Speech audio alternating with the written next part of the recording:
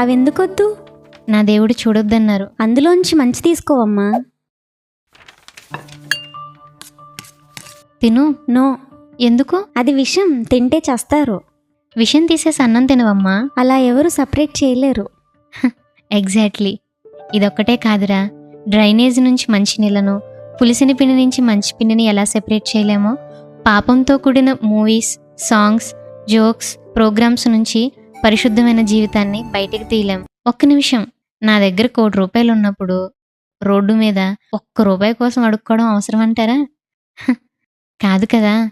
అలాగే మన జీవితం మొత్తానికి అవసరమైనటువంటి మంచిని దేవుడు 100% బైబుల్లో ఉంచినప్పుడు ఏదో 0.001% మంచి కోసం మూవీస్ చూడడం అవసరం అంటారా?